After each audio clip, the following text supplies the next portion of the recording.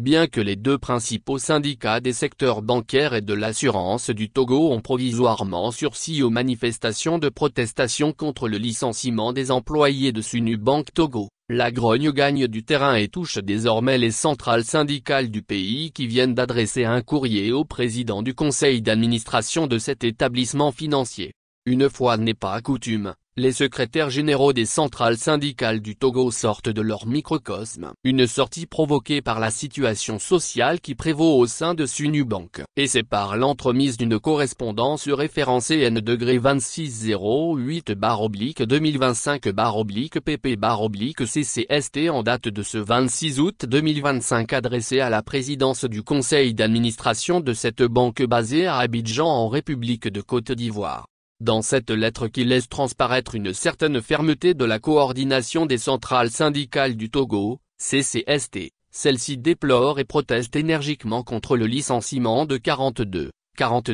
travailleurs pour un motif économique non justifié et sans discussion préalable avec les organisations syndicales des travailleurs et l'inclusion dans cette liste du secrétaire général du groupe des syndicats autonomes, XAC, porte-parole en exercice des centrales syndicales du Togo. Nous vous invitons à aller à la table de dialogue avec les autorités du pays afin de parvenir à une solution négociée, apaisée et profitable à tous, réclame-t-il du PCA de Sunu Bank Togo avant de conclure qu'à défaut, les secrétaires généraux ne seront pas responsables de ce qui adviendra dans ce dossier. Signé par un effectif de 7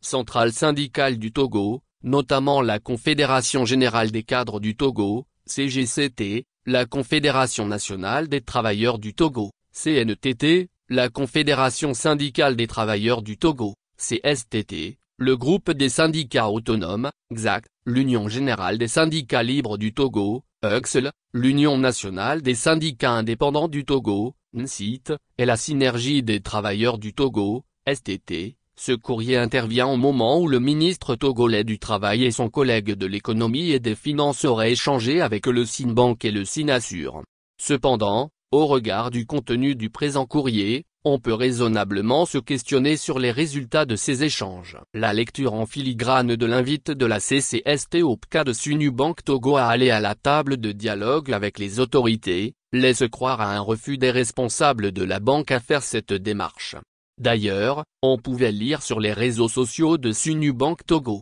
notamment sa page Facebook ce message posté hier mardi 26 août, Sunu Bank Togo poursuit son plan de restructuration pour la satisfaction de sa clientèle. Ceci semble indiquer le maintien de la position de la direction de cette banque. Il faut croire que la fumée blanche n'est pas prête de se dégager de ce dossier dont les dirigeants de la banque et les clients à l'origine des créances douteuses et litigieuses sont bien connus.